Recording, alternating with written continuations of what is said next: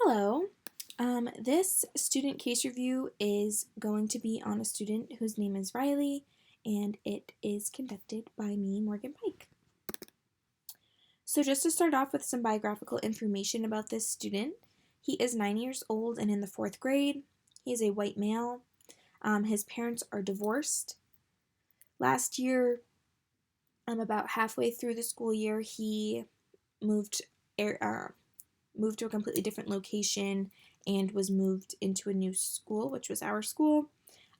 So he has been here now for about a year, but he's still struggling with this move. He does have one sibling and lives with his mom in low income housing, and he has been diagnosed with autism spectrum disorder. So Riley's educational background is broken into 3 different categories. So first, socially, we have heard from Riley's previous school that he did have one close friend that was in his class. But besides that, reports showed that he really struggled making friends with his peers because he was very controlling and had a hard time when someone did not want to do what he wanted to do, or kind of communicating just with anyone in general was a struggle for him. His behavior, what we found at this school, is that he tends to give up quickly on a task and can become frustrated very easily when something takes a little bit more brain power to think about. So he doesn't always regulate his emotions in a safe way when he becomes frustrated, and can become very vocal and disruptive at times, which is a distraction to his peers. So he tends to shout out frequently and does not participate well in group work. Academically, Riley does his best in art and PE, and we believe that this is because he gets to explore the creative side of his brain. His behaviors are pretty much very positive in these 2 classes, and we think that's because he doesn't feel any type of pressure in trying to do something like he does in his core academic classes. He struggles breaking down words and things that he's trying to read, and he has some difficulty conceptualizing mathematical problems and concepts. So this student has quite a bit of personal stressors in their life. So the following are just some categories that I broke down on this student of kind of what they bring with them every single day to school. So Riley has a great deal of adverse childhood experiences, which are referred to as ACEs, which do have an extremely influential impact on his ability to be able to interact with those around him and to be able to learn effectively. So individually, he does not have a strong foundation of how to regulate his emotions, doesn't really have a strong support or role model for him to be able to learn how to do this at home. So he does feel out of control, when he becomes frustrated or upset. At home, his mom works 2 jobs and we have a hard time getting a response from her when we reach out. So we haven't been able to, contact her a ton since he's been at this school, but we're hoping that will change. He doesn't live in the safest area of the town, so his neighborhood safety is definitely a stressor for him. Food and housing insecurity. Sometimes mom isn't home to cook food for them, and sometimes when money is tight, they struggle with that aspect. And emotional neglect, like I said, his mom is not home and his dad is not in the picture, so he has a lot of responsibility for his younger brother and doesn't receive a lot of emotional love from anyone at home. School-wise, he struggles with math and reading lessons and work. Like I said, those core academic classes for him are a challenge. He doesn't really have any strong relationships with anyone at the school, staff, and students. Um, he's really struggled with finding a group of people or um, one close friend for him, unfortunately, because he is relatively new to the school district. Culturally, his family values aren't super strong. His dad has not been in the picture since he was 5. So with him not being there, um, is really taking a toll on him. So, like I said, not having a role model from mom or dad because they're not around is very hard for him. So he doesn't have a person to talk to if something is bothering him, or he just, wants to talk to somebody about something that happened at school, positively or negatively. He doesn't have anyone to be able to do that. So externalizing his feelings is something that he is not really able to do. Environmentally, like I said, he doesn't live in the safest neighborhood in the town. He has moved schools recently, so he's unfamiliar with his surroundings still. And like I mentioned, he is responsible for watching his sibling when his mom is not home, which adds a lot of added stress on his life. So for the student, I thought of 2 potential interventions that could be very helpful in trying to get him back on track and having a positive experience while at school. The first one is enhancing his social competence. So, social competence is something that many students or many people that have autism spectrum disorder struggle with, and it's something that has to be, worked on to try and really build skills to be able to socialize with people around them in a functional way. So this is supported by Berard et al. That social competence helps to promote positive outcomes in both neurotypical and clinical populations. So this is something that would definitely help him. So to do this, I thought of the idea of introducing mindfulness into the student's daily routine. So, teaching him how to reset his breathing when he's feeling overwhelmed or frustrated is something that is and can be very influential. And it seems like it's a small thing, but for a student like this, being able to regulate their breathing can help in so many different aspects of their educational experience and life. And additionally, being able to practice how to interact with peers and teachers when feeling unsettled is something that I think socially would really benefit him. The second thing is strengthening the working memory. So, as I mentioned, Riley comes to school with a lot of stressors each day in his life. He has experienced many different adverse childhood experiences, and those all come with him to school every single day. So, what happens is when he comes with all of this stuff, his brain is in a fight or flight mode, and it does not allow his working memory to function properly.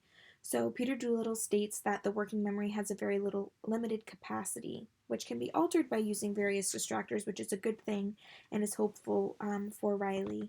But when the working memory is not working appropriately, it's really hard for someone to keep their attention on a task, and they can forget things that are really something that should be a routine could be easily forgotten. And learning how to communicate appropriately and not shouting out and stuff like that are all things that happen when the working memory is not functioning properly, which is most likely happening in the student's brain. So in order to build this working memory, we can do a ton of things.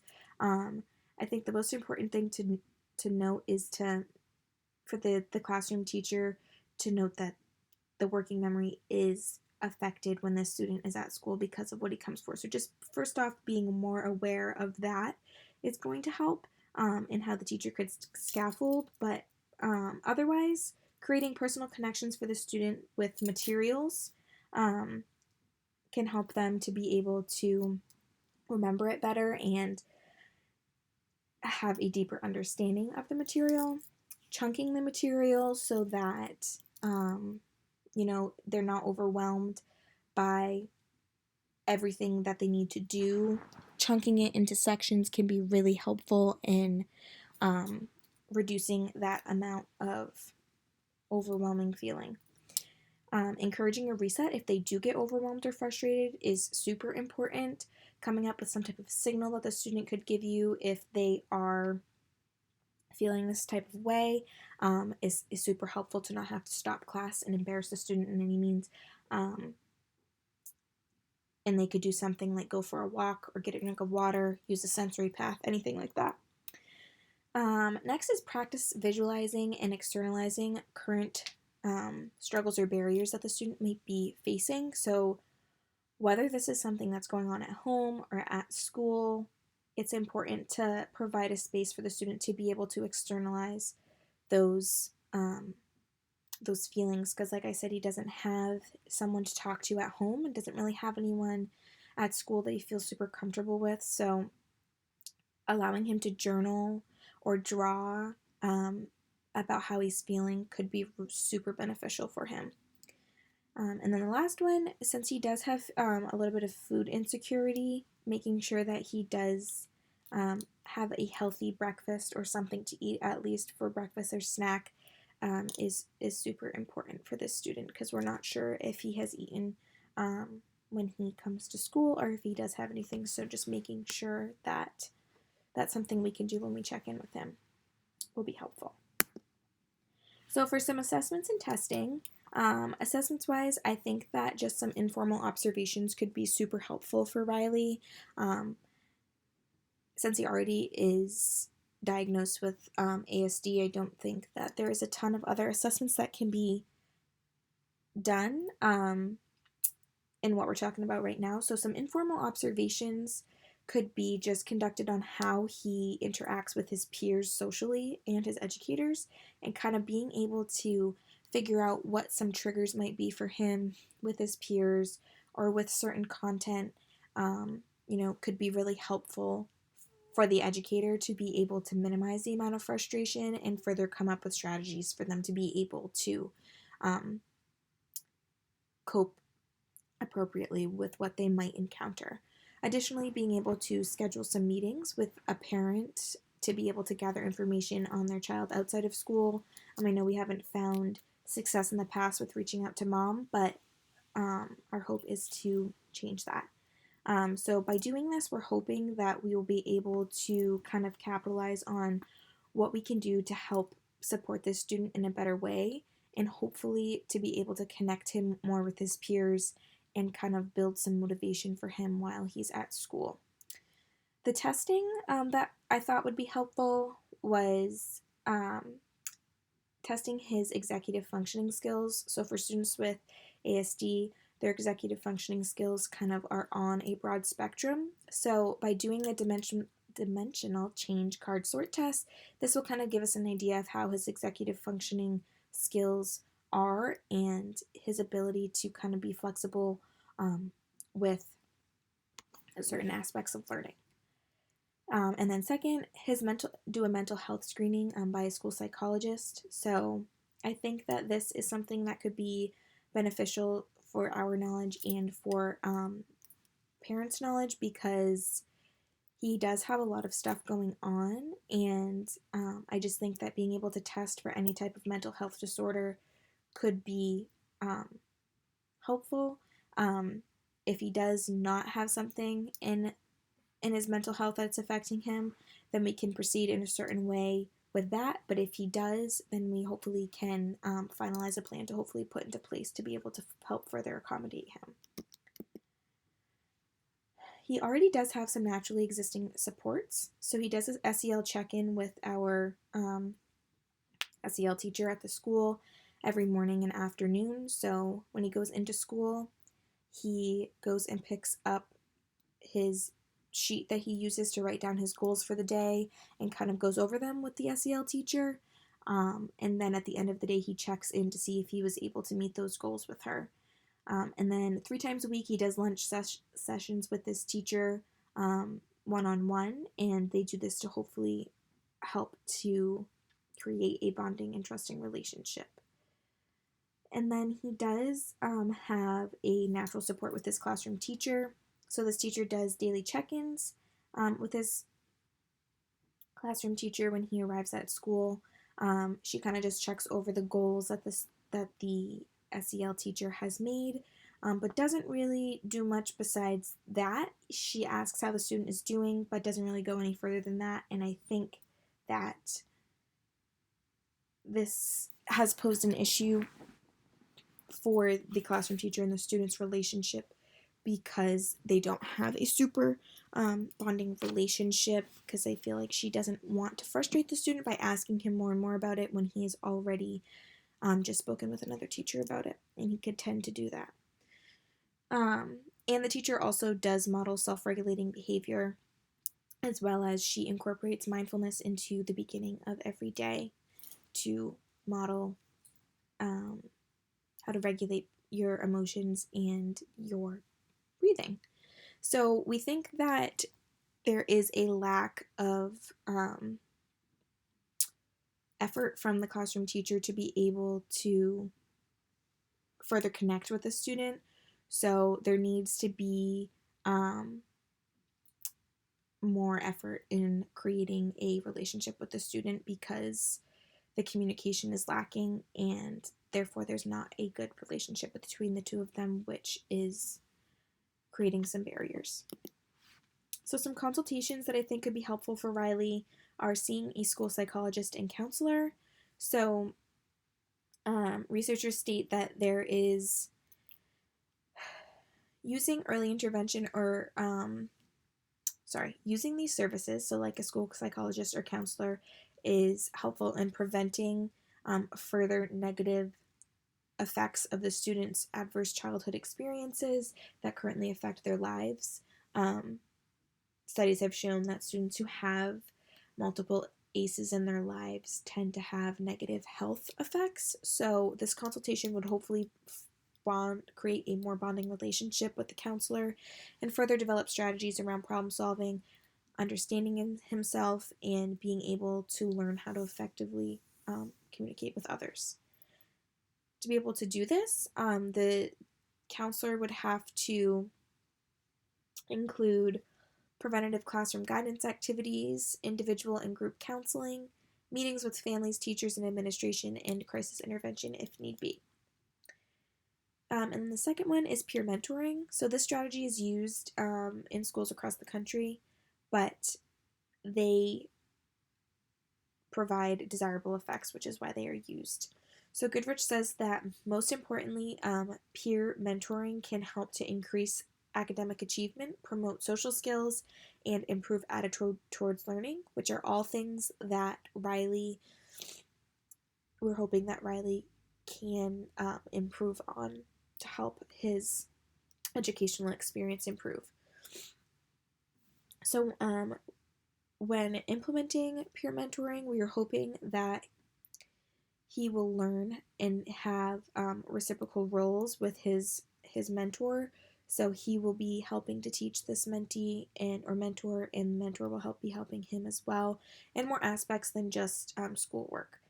He'll be given student leadership, learn how to verbally/non-verbally interact with this person. Will be able to create a stronger connection, and hopefully he will learn some relationship skills, which will help him with his socialization skills. So an overview of everything we've talked about. In order for Riley's educational experience to hopefully improve, there is some stuff that needs to be put into place, but we do also have some stuff that is already in place that just needs a little tweak to hopefully help him improve some more. So the interventions we talked about were enhancing social competence and strengthening the working memory.